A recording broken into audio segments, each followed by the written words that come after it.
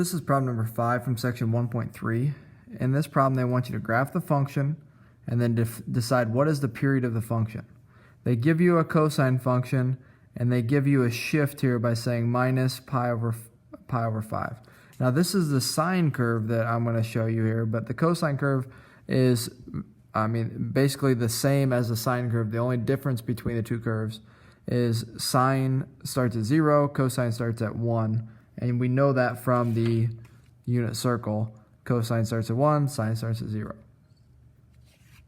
So let's look at the different pieces of basically a trig function. A is going to stand for the amplitude. Now the amplitude is how high the curve rises and falls.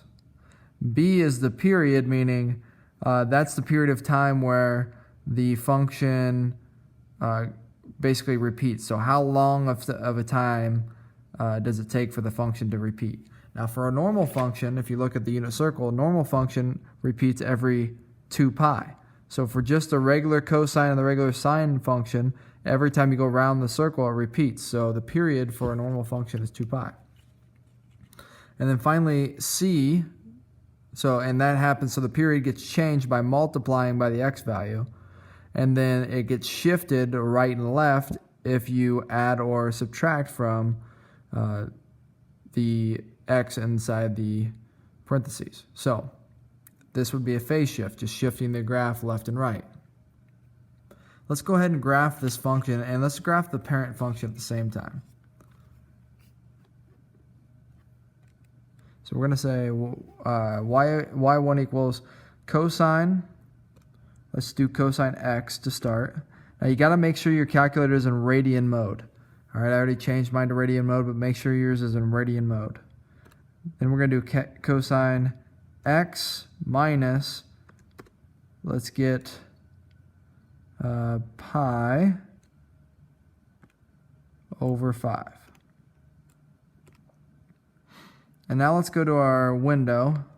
Let's make sure it's in its proper spot. Negative 10, 10, 1. Negative 10, 10, 1. And then let's graph it.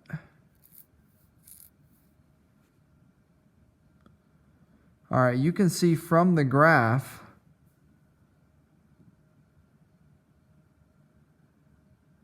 remember, the blue is the parent function, the red is the shifted function. So you can see from the blue, if we zoom in, and actually let's go to window and let's change this window to -1 because it looked like it was going between -1 and 1. Let's graph it now and see how much better that looks.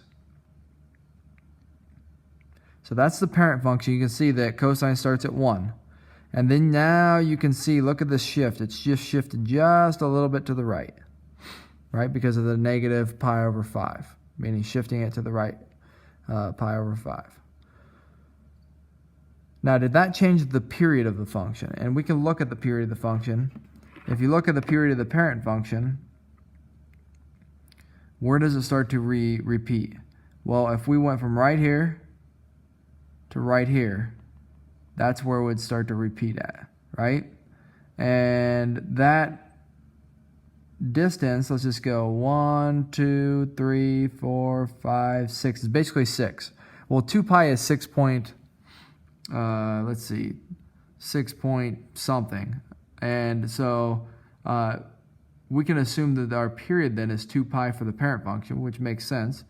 And we didn't do anything to this x value here, right? We didn't multiply it by any number. So we didn't change the period for the shifted function. So the period for this problem would also be 2 pi. So that's the solution. What is the period of the function? That would be 2 pi.